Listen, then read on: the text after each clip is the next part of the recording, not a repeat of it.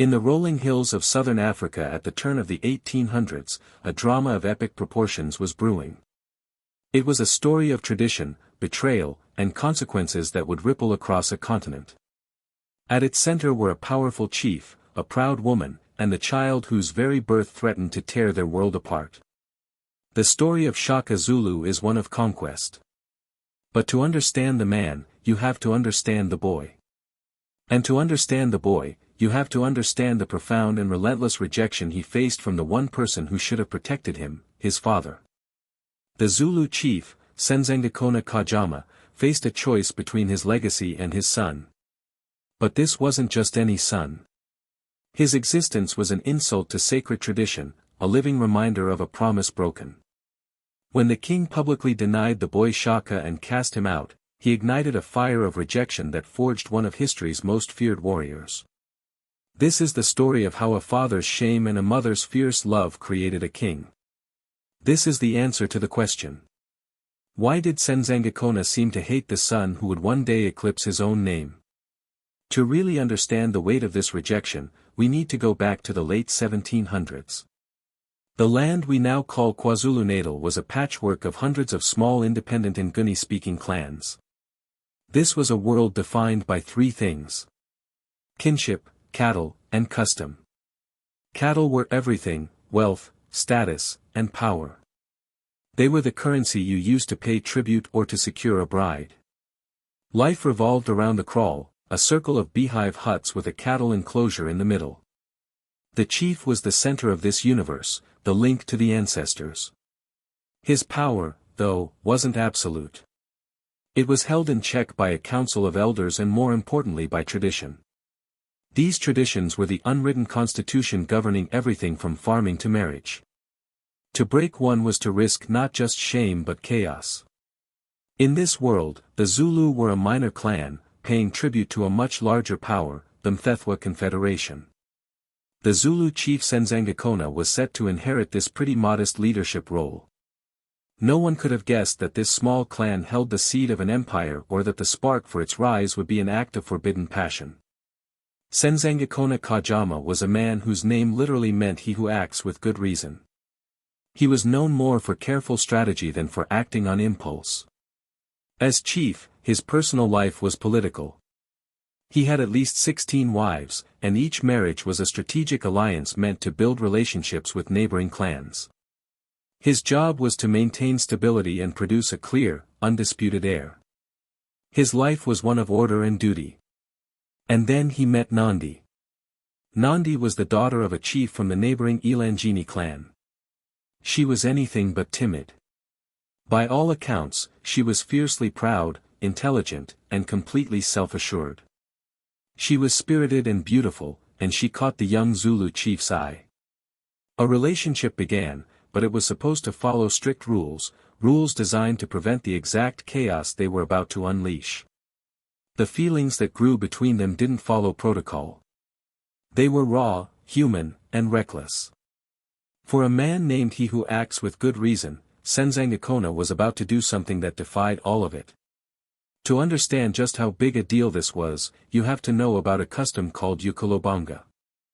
This was a form of sexual etiquette for unmarried couples.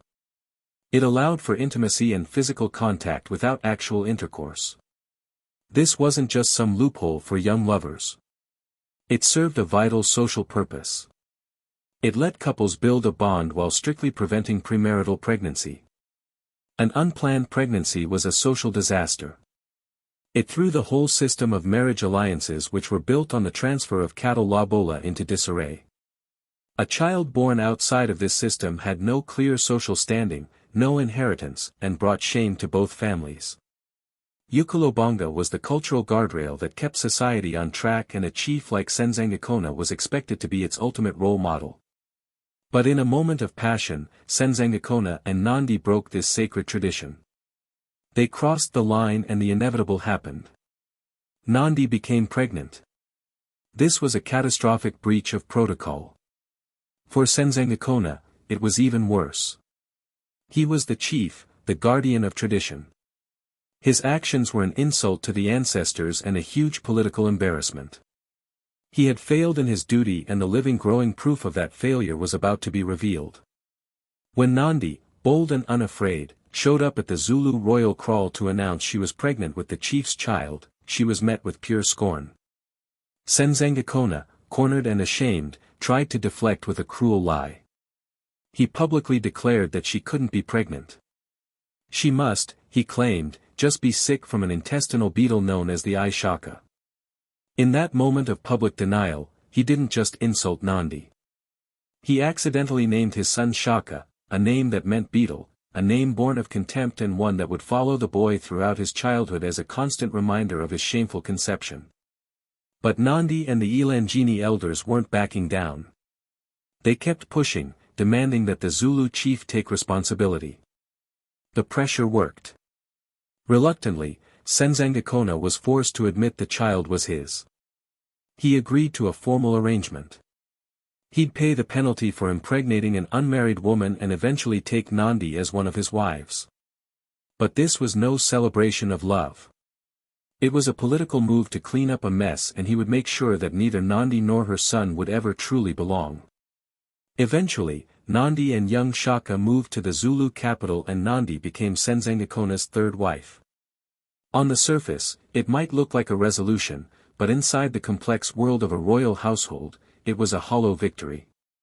Nandi would never be great wife. The great wife was the chief's main consort, and her eldest son was the undisputed heir. By making Nandi a minor wife, Senzangakhona sent a clear message. Her son Shaka would have no claim to power. He was legitimate in name only, a part of the family but forever shut out from its ultimate prize. Life in the royal kraal was miserable. Senzangakhona's other wives resented Nandi and the scandal she represented, and they were merciless. They ostracized her and openly mocked her. This cruelty naturally trickled down to young Shaka. He was the boy with the insulting name, the living proof of a broken taboo. The other kids, taking cues from their mothers, tormented him. He was bullied for being the fatherless boy, even though his father was the most powerful man they knew, and Senzangakhona. He kept a cold, resentful distance. He saw in Shaka's face not a son, but a constant reminder of his own failure and public shame. So why the deep-seated rejection? It was a toxic mix of personal shame for breaking a sacred law and political calculation. He had to protect the official line of succession to avoid chaos. He didn't just see a son. He saw a symbol of his own weakness, and the prison of contempt he built for Shaka would either break him or forge him into something harder than steel. The tension in the royal kraal was bound to explode. For years, Nandi and Shaka endured the abuse, Shaka's own anger simmering just beneath the surface. The final snap came from a seemingly small incident. Some accounts say a sheep from the flock Shaka was tending was killed by a predator. Others say Shaka finally snapped while defending his mother from a public insult.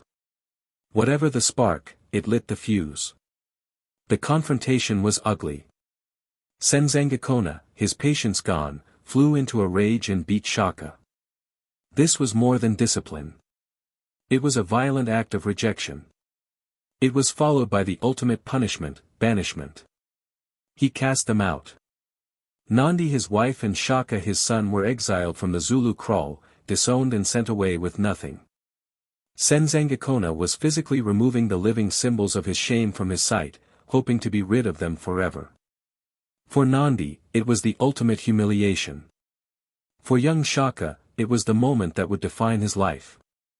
To be cast out of your clan back then was basically a death sentence. Your identity, safety, and food all came from your kin. To be kinless was to be a ghost. Nandi and Shaka first went to her people, the Ilangeni. But the welcome was chilly. They weren't seen as victims, but as the source of a disgrace that had tainted the Ilangeni name. So began a nomadic life of hardship. They wandered from place to place looking for shelter but finding mostly scorn.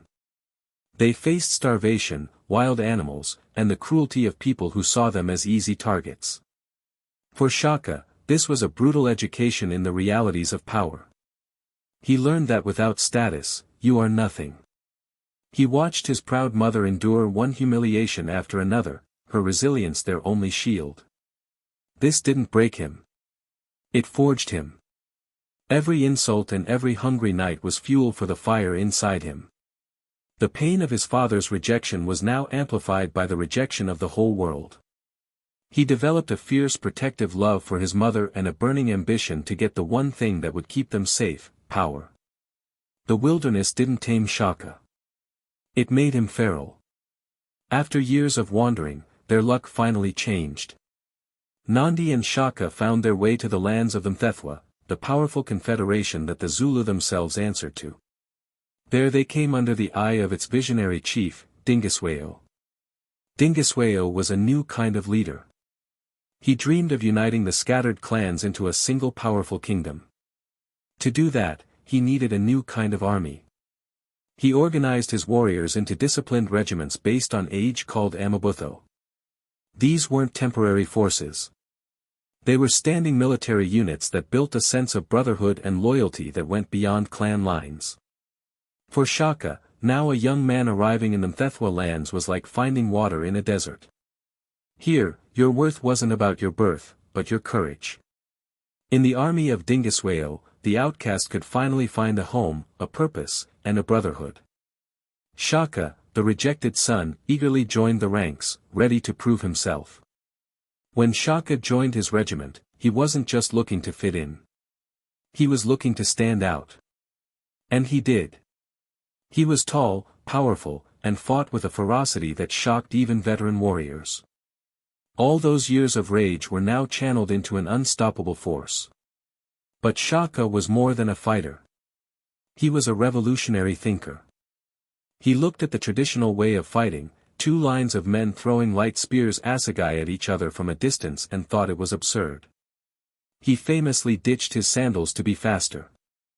More importantly, he invented a new weapon, the ikawa, a short stabbing spear with a broad blade. It wasn't for throwing. It was for getting in close and finishing the fight. He paired this with a larger, stronger shield and developed new tactics. He is credited with perfecting the horns of the buffalo formation. The main force, the chest, would hit the enemy head-on while two horns swept around the sides to encircle and annihilate them. Dingiswayo noticed this wasn't just a brave soldier. This was a military genius. Shaka rose through the ranks, his reputation for terror and brilliance spreading fast. The boy his father had discarded was being forged into the most lethal weapon the region had ever seen. While Shaka was becoming a legend in the Mthethwa army, what was going on back home? For King Senzangakhona, life went on. He surely heard the rumors about the fierce Zulu warrior serving under his own overlord, Dingiswayo. We can only guess what he was thinking. A flicker of pride, a spike of fear. More likely, it was a growing unease. The problem he thought he'd exiled was now thriving under the protection of the most powerful man in the region. Whatever he felt, his actions were clear. He made no effort to reconcile. Instead, he doubled down and officially named another son, Sigujana, as his heir. Sigujana's claim was clean, traditional, and undisputed. This was Senzangakhona's final rejection.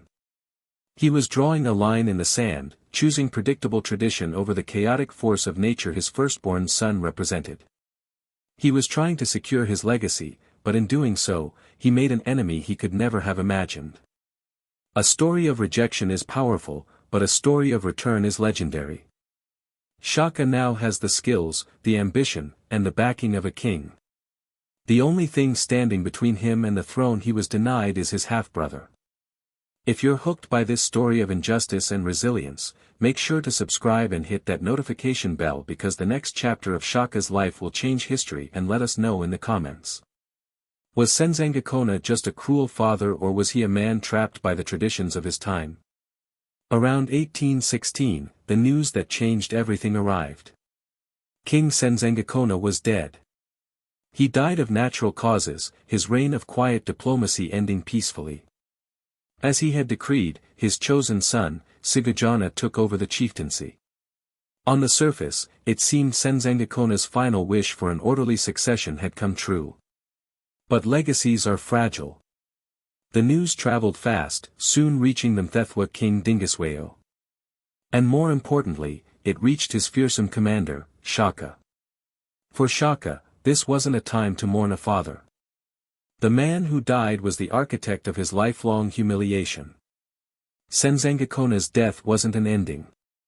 It was an opportunity.